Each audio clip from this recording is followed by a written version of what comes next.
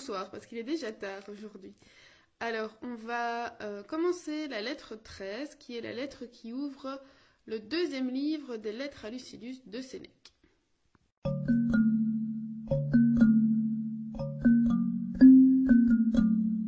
Sénèque commence sa lettre en félicitant Lucilius, parce qu'il dit qu'il a une grande force d'âme, et qu'il a cette grande force d'âme parce qu'il a déjà affronté des épreuves qui l'ont aguerri. Et c'est justement quand elle a déjà été exercée qu'on a déjà exercé sa force d'âme, qu'on a déjà exercé ses forces, qu'on peut alors avoir confiance en elle. Il donne un exemple de l'athlète qui s'apprêterait à monter sur le ring pour aller au combat. Il dit cet athlète, il serait encore plus confiant en lui s'il avait déjà affronté des coups et qu'il en était ressorti plus grand. Donc la confiance grandit avec l'expérience, avec les épreuves qu'on va affronter. Et donc apparemment, Lucilius a déjà affronté pas mal d'épreuves. Il lui dit, mais toi, tu as toujours rebondi, tu t'es redressé plus vif. Alors, pour l'aider à avoir une force d'âme encore plus grande, il va lui donner quelques conseils. Il lui dit, il y a plus de choses qui nous effraient que de choses qui nous atteignent. Alors, c'est plus souvent notre opinion, donc ce qu'on pense, que la réalité elle-même qui nous fait souffrir.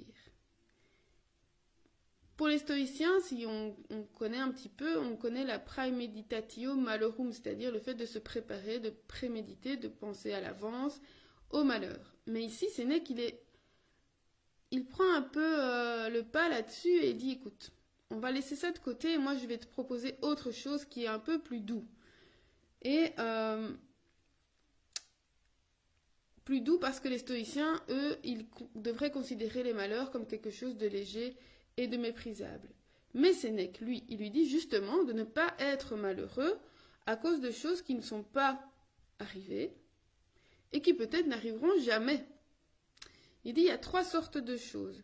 Il y a certaines choses, donc certaines peurs qui nous torturent plus qu'elles ne le doivent. D'autres qui nous torturent avant qu'elles ne le doivent.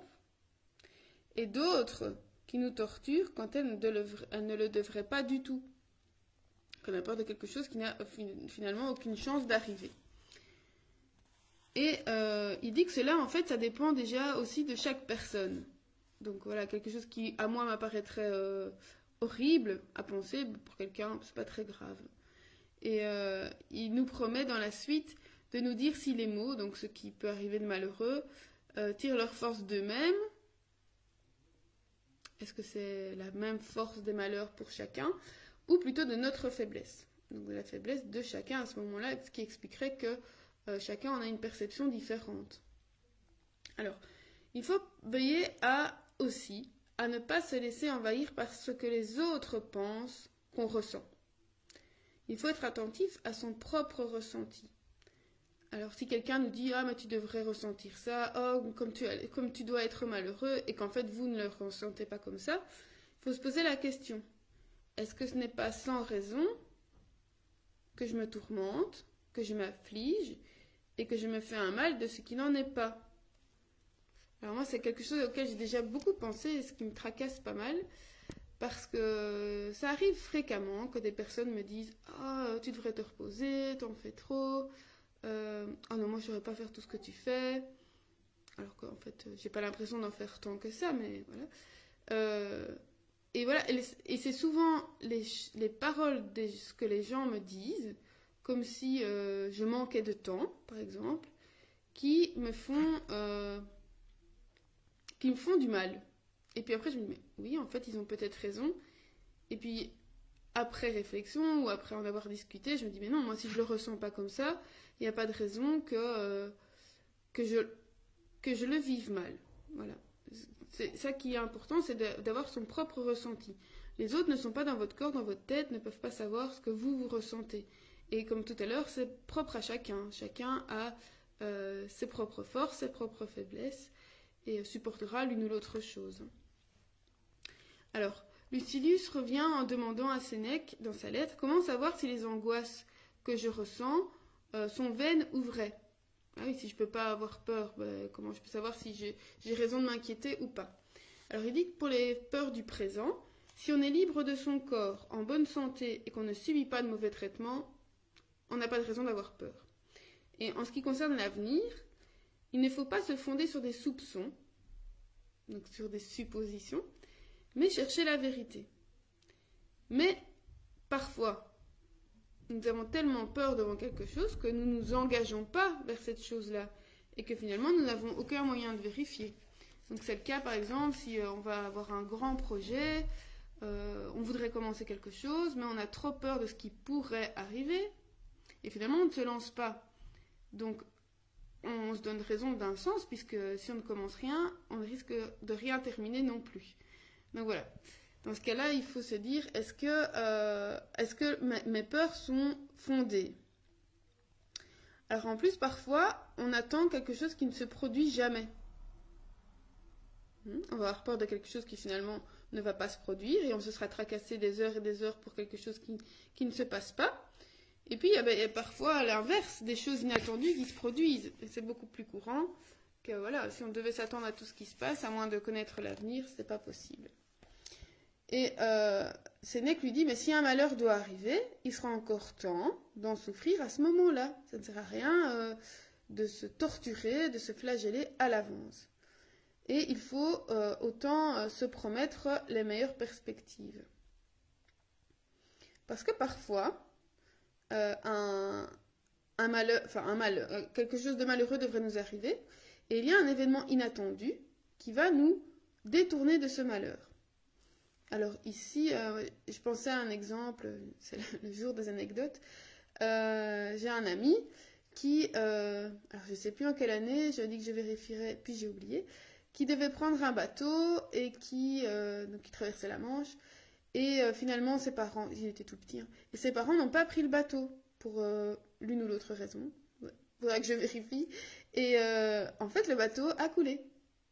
Et donc, ils ont vu ou aperçu ou entendu le bateau qui coulait. Et donc, eux, comme ils n'ont pas pris ce bateau, ben, finalement, le malheur qui les en avait détournés a été heureux pour eux. Ah, voilà. Donc, parfois, quand quelque chose nous arrive, on doit se dire, mais est-ce que ce n'est pas un bien? Alors, parfois, aussi, on comprend les choses de façon erronée. C'est-à-dire, parfois, quelqu'un va dire quelque chose, on va mal le comprendre, quelque chose qui est équivoque.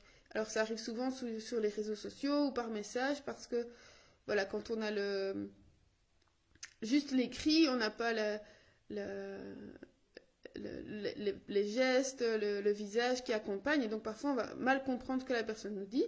Parfois aussi, le ton, donc si on a la chance d'avoir la personne en face, ben, le ton, on va le prendre pour quelqu'un d'agressif alors que finalement c'est peut-être sa façon de parler et qu'il parle tout le temps comme ça. Donc voilà, on ne doit pas cesser... voilà, il faut se baser sur des faits concrets et arrêter de faire des suppositions. Sénèque dit qu'il faut vraiment cesser cette manie d'avoir peur de tout, sinon ça ne vaut pas la peine de vivre. C'est pas intéressant de vivre si on est tout le temps sur ses gardes, tout le temps en ayant peur. Alors il dit, si on ne peut pas s'empêcher de penser à l'avenir, donc à ce qui va pouvoir arriver, même si on ne peut pas le prédire, il faudrait pouvoir changer la peur par de l'espérance. Donc en se disant, ben voilà, ce qui va m'arriver, c'est le meilleur. Je ne sais pas, mais moi je préfère que ce soit le meilleur.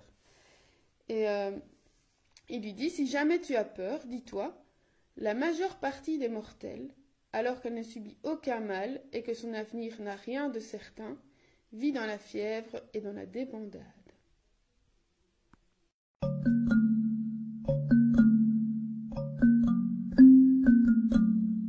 Alors on l'a vu avec la crise qu'on vit pour le moment avec la pandémie, que la peur peut faire n'importe quoi. On l'a vu avec les gens qui se ruaient dans les magasins,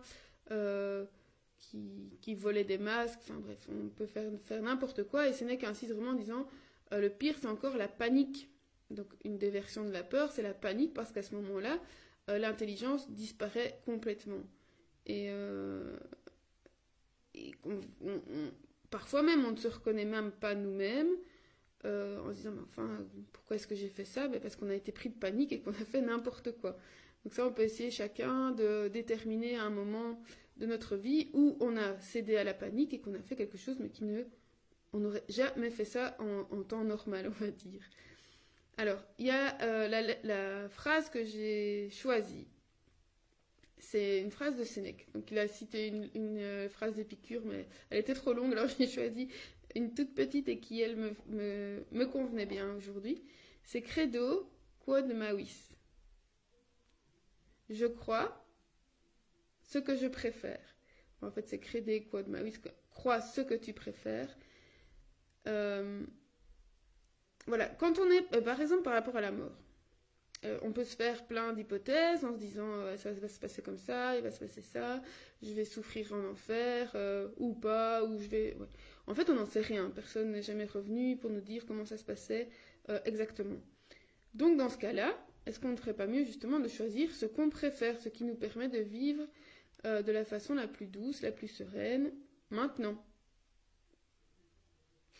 Voilà. Alors, c'est une citation qui peut un peu s'adapter à toutes les situations.